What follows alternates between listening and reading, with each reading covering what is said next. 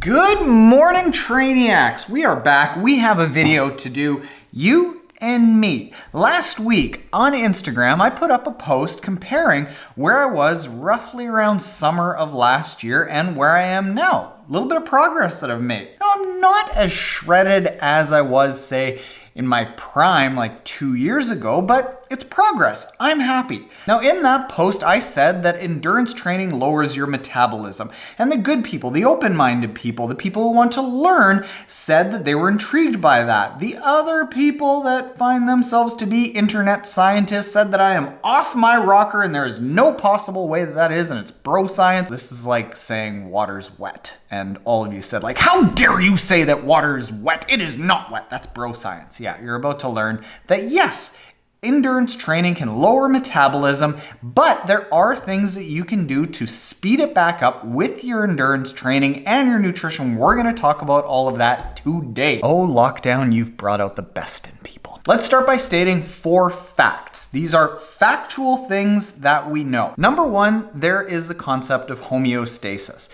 The body does not want to change. It wants to stay the same. This is the concept of homeostasis. Second, matter can't evaporate. Matter can't turn into nothing. Matter has to turn into something. So whatever we drink, whatever we eat, whatever we ingest, whatever we rub into our body, it has to turn into something. It doesn't just absolutely go away. It doesn't evaporate. This you might hear of on Greg Doucette's channel as the law of thermodynamics, that things can't change into non-things. The things have to go somewhere. Your body has to do something with all these things that come into our body. The third thing is that combining homeostasis with that law of thermodynamics, your metabolism adjusts up and down. It can change in reaction to that in order to try to stay the same. If you're trying to gain weight really quickly, it's going to end up speeding up the metabolism to make it harder and harder. This is why you have the concept of bodybuilders with like early gains, that when you first start making changes, you change at a very rapid pace, but it slows down.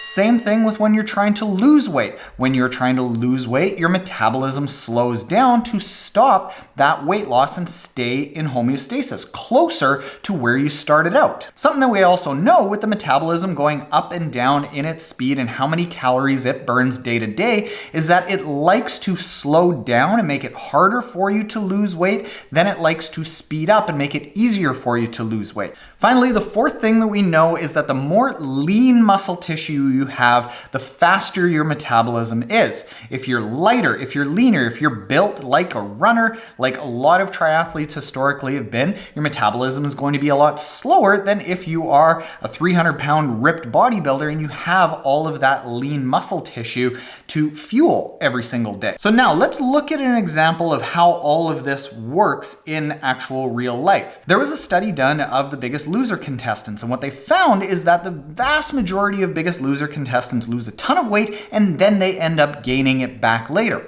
Why did this happen? And when they lost weight, they would expect that their metabolism slowed down by about 200 calories per day because there is that much less tissue to move around. But what they found was that their metabolism slowed down by about 700 calories per day. It overshot and actually slowed down a lot more than they would expect. Why is this? What is the mechanism for this? The mechanism for this is the metabolism going up and down. And what was the reason for that up and down? It was a calorie deficit. When the body sees that there is a calorie deficit, it wants to slow down the metabolism to stop your body from losing weight. And the reason for that is that in periods of famine, which happened weekly, if not every single day, it was much easier to access the fat stored as fuel on our body than it was to go and find more food. This was a safety mechanism. So in response to that calorie deficit, the body ended up slowing down more than it needed to preserve all of that fat. What else can create a calorie deficit?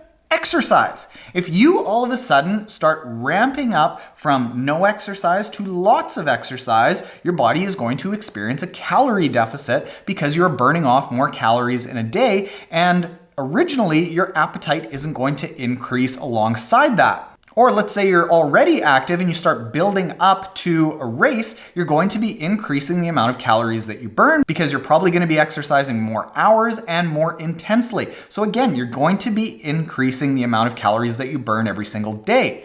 And it's very, very hard to get that balance right where you are taking in just enough to not gain weight, but then also exercise just enough so that you're in this nice little balance. More often than not, what ends up happening is people have a maintenance level of calories. They start exercising more, creating a calorie deficit, lose a little bit of weight. And even though you might say, hey, you know what? I did good. I lost a little bit of weight. Do that time and time again. It's more and more signals for your body to end up slowing the metabolism down more and more. That's why you see from hours 12 to 17, the majority of the finishers in an Ironman, they're not ripped, they're not super lean. It's because most of the athletes out there aren't genetically gifted enough to have this lean, super ripped physique while having that balance of eating enough to not feel ill and not eating so much that you're gaining tremendous amounts of weight. What happens is your body slows down the metabolism to find that same sort of balance, and maybe you've lost 10, 20, 30, 40 pounds. Yeah, like great. But overall, your body has no choice but to slow down because more often than not, we are in a calorie deficit just because of how much we exercise. It's the fact. Now, some of the astute people out there might be saying, hey, but aren't there studies that show that metabolism is actually sped up by exercise? Well, first, yes, that is a study that is out there and that's what's been shown, but there are a couple of things about this. One, this is taking absolutely sedentary athletes and giving them a modest amount of exercise for a short period of time. So it's not taking athletes that are training for an ultra endurance event like a triathlon. Also, a lot of the studies out there are just generalizing exercise as actually increasing your metabolism. Some does, but other exercise doesn't. And then I actually started citing studies and then people were like, you know, Taren, I don't believe studies. I'm like, okay, I can't win, so I'm not gonna play this game. If you wanna learn from this video, great. If you don't, great, fine. It's not my problem. But the reason that there are no long-term studies of years of endurance exercise slowing down metabolism is because it's almost impossible to design a study where you control for exercise levels, for calorie intake, for all of the various demographics that are associated with aging, with muscle loss, with all of these things to actually say endurance exercise slows down metabolism. Anything past about a 3-month period is almost unheard of in a study because it's too hard to control for. My old coach, Dr. Dan Plews, he actually did a study that was 3 months long, and it was known as the longest standing study on low carb endurance training that there had ever been. 3 months, that's it. And at just 3 months, you're just barely starting to see the effect of long-term endurance training. So you're not going to see these studies out there, and we have to infer what's going to happen by some of the other things that we do know. One thing that we do know is if you take an athlete and at the start of a build season, right at say January, you get them into a lab and test them on a metabolic cart and you find out how much calories they're burning during exercise, then you come back at the end of the season when they're totally trained, when they're as efficient as possible. You get the mask and you find out exactly how much calories they're burning. What's going to happen is you're actually going to see that during exercise, they're going to burn fewer calories in season. Why is this happening? Because the body is adapting. It wants to be more efficient. It wants to conserve calories. So as you are progressing throughout your training cycle, regardless of your calories in, calories out, if you're training well and getting fitter, you are actually going to burn fewer calories during exercise than when you are unfit. Sounds a lot like the body's slowing down in that. So now, how do we combat this? Number one, strength training. Strength training builds lean muscle tissue. And as we talked about before, if you have more lean muscle tissue, you are going to have a faster metabolism. So don't ignore strength training. Even if you can maintain your muscle tissue while you're doing endurance training and while you're aging, you are going to be able to incur these calorie deficits a little bit easier. You're not going to have to keep lowering and lowering and lowering your calories to stay as ripped or even not as ripped, just as fitting into clothes as you want to be. The second thing that you can do to combat this is HIIT training. I really like HIIT training from the standpoint of 80-20 balance, polarized training balance, a pyramidal model of balance. All good training plans have the vast majority of their training at low intensity and then a small amount of their training at high intensity. Doing that training at high intensity is what actually makes you faster. The low intensity is what allows you to work really fast here and absorb it. But in addition to that, when you do really maximal effort HIIT training, there's something called post-exercise oxygen consumption. Because you're in an anaerobic state during that HIIT training, if you go hard enough, your body is in an oxygen debt and it ends up kind of boosting your metabolism over the next 36 to 48 hours. So while you don't burn a ton of calories because these workouts tend to be short during, you burn more calories after. It tends to ramp up your metabolism after the workout's done. The third thing that makes a difference is not just how much you eat, it's what you eat. The different types of food you eat has a different effect on your metabolism. There's something called the thermic effect of food, which is how much energy it takes your body to actually process, digest, work through, and get out all of the food that you eat. If you're eating a lot of protein, it's gonna take about 25% of the calories that you're ingesting from that protein to actually digest the protein. Pretty good. If you're eating carbohydrates, it's only about 6 to 8% of the calories that you need to actually digest it. However, if those carbohydrates are fiber, it's going to be upwards of around 20% of the calories that you are going to be eating.